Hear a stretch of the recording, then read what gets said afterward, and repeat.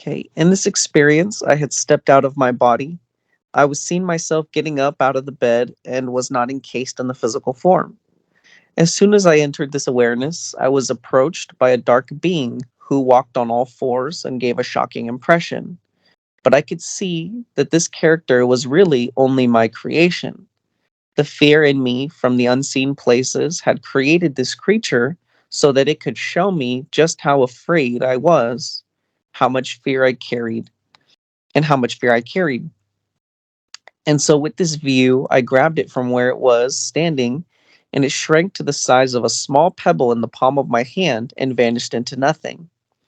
I then began to sing the NUUU and said Rebazar's name 7 times. And I flashed upwards as if I was pulled and saw Rebazar in an unseen place watching me, and I was quickly put back into the experience. And now before me was an all-black panther.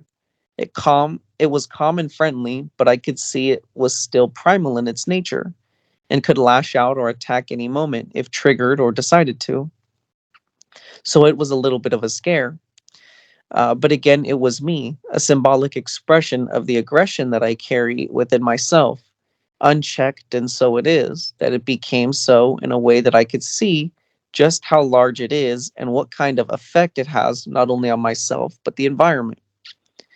I was a little intimidated by it at first, but petted and sort of kept my distance until I decided to just leave the room altogether.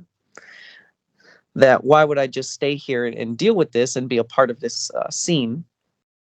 So I turned to the closest window and peeled back this thick covering that was like a curtain. Even though it was bright in the room, the window was covered.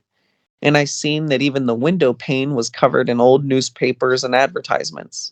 I didn't bother removing them. I just opened the window, and as I began to step out of the window, these skinless creatures from behind me began to tug on a tap line I had in my shoulder, trying to pull me back in. But my will is what was so, and I decided not to be a part of this scene anymore. And so they faded away, and then it was as if something else put a helmet over my head, trying to restrict my view and force me into the physical body to stop the experience. But I took it off and grabbed hold of the tap line, focusing on the true cause of it, and I was led to it and really followed the tap line as to where it came from. And it was connected to some flowers in the downstairs of the house, and the flowers turned to pipes. I didn't try to figure out or think what this was. I just let it go. And as I stayed centered, the tap line fell away, and the physical ailment I suffered with ceased also. It was a persistent injury in my shoulder muscles. And I wanted to say again, all physical ailments are tap lines. Do not take it for granted what happens with you, because it's an opportunity. That's why it bothers us. These pains and whatever else, we got to face it and really have the intent to get through it ourselves. And of course, we have to do it ourselves. Like Rebazar watching me, he's there, but he wanted to see what I was going to do. He wanted to see me do it. He's not going to do it for me because he can't have the experiences or the recognitions for me. It has to come from the individual having the experience. It cannot be told to us, and even if in a way it's shown to us, we have to learn to see it. And so now, going out of the house and down the street, I am staying focused and keeping this helmet phenomena at a distance as best as I can.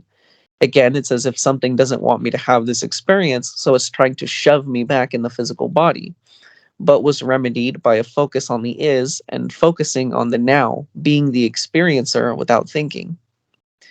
I then looked up into the sky and saw what looked like a cube-like spaceship flying by the moon really low over the neighborhood. It fluctuated or pulsated different rainbow colors around its frame, but was made of what was looked like steel or iron. And also by the moon was a second moon, a really red and rusty looking moon. As visually cool as it was, I really didn't pay much attention to it and continued down the street and made way for the front gate. And as I was walking, I could see myself objectively as very small. The body I was using to walk down this street was insignificant, and my view opened up that most of, if not all of what we do with the bodies is not related to the isness in any way, that all the phenomena of creation in any form is just an illusion. All we can do is stay focused and be now. Our intent is the most precious thing we can ever decide to have and be in the personal bodies and up to our real awareness. That the intent is us. And depending on where we place it, that's where we are. And as I'm seeing this, two cars pulled up, one a fancy sports car and the other a SUV. Three boys came out of the car, and the one closest to me spoke and asked, "Come with us if you're my cousin," and repeated the part, "if you're my cousin," as a question. I didn't consider it too much, just got in, and the boys rejoiced and laughed. I could see that it was Rebazar who had invited me into the car, and I went to shake his hand and said, "It's a pleasure to meet you." That's my personal self. And Rebazar said, "Nah, I'm okay." And I pulled my hand back, and I created thoughts of embarrassment and shame, but could see them floating above me. It was an opportunity that by him doing this, I was able to see what thoughts really are. They're nothing, and the thoughts we make are like bugs in the air. They float above us, and they really have nothing to do with anything real. They're just there floating around like stuff in your water. Even if you don't see it, it's there. The only difference is what you decide to do.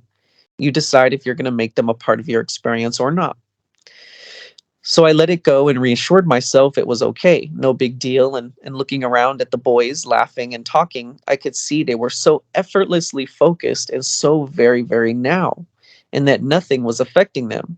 As for myself, I had to constantly apply my will to be now and to be focused. In a way, they've given their will to the is and they've become it. So it's effortless. And so through all of this, it was humbling, very, very humbling to see that I do not compare. It was refreshing to see that I'm nobody and I don't know what I think I know because it means nothing in comparison to the all is. It's nice to know I have a lot more to do and that there isn't an end. And with that, I was back in the physical body. Another view that came to me as I eased into the body was that we must decide to see through everything every moment. No lackadaisical attitudes, or deciding upon this and not that, picking and choosing. It's everything. All things in creation, you either decide to see through them or you don't, and you're the effect of them instantly. That's real. Nothing is to be taken for granted because it all has an effect, seen and unseen. So we need to decide to be focused every moment and not get lost or swept away in the currents of creation. Or we don't focus and that becomes our life. So we are very fortunate and very lucky to be able to have something that enables us to put our attention and focus and have our intent with something that is so real. Otherwise, we would just be somewhere else in creation doing something else ceaselessly. And so that was my experience I wanted to share. I'm getting the jitters. Something didn't want me to share that. Oh, that was excellent, Jeremy. Very good. I would suggest, just as you said it there, write it down, and you and Kelsey, create a group with that, etc. Let the world know, because yes, it's very, very good. And just like Kevin's, etc., let the world know it's the new now, and that is that, the old ways of looking at things and reacting to them, we don't need them anymore. So we keep practicing. And it's not a matter of getting rid of everything. We just keep dealing with whatever, just like every day we take a bath because the world is dirty and we have to deal with it. And so we clean ourselves up, we start over. And so we don't have to be concerned about, being squeaky clean here, but just, recognizing these things, just like in your experience, is excellent explanation. And learning to see at the same time what is real, because we need all these comparisons. It's very, very important. And just like in Kevin's experience, people with the natural environment, etc., they still have things to deal with, even though they have whatever, because they're still in creation, and they need that comparison too to become more aware. That's why they're here, not to just live a natural life. That's not the idea, because there is no such thing as a natural life. We just do the best we can while we're here so we can stay awake and aware instead of just growing old and unconscious again and having to start over. So we have it now. But if you would get with Kelsey, you kids create a group on that and let the world know. Excellent. Thank you. Yeah, of course. I was gonna make a little TikTok video reading it out because it was so interesting how this experience came about. I just want to say this really quick that I had gotten off work. It was like 5 in the morning, and I had laid down at maybe like 5:10. And this whole experience, it passed by in what I could perceive was like hours or a couple of days. But when I had woke up and took a look at my clock, it was 30 minutes, only 30 minutes had passed. And so it was like I had this treasure trove of recognition and experience. And so I was racing to type it out. So yeah, it was kind of fun in that way. But yeah, definitely.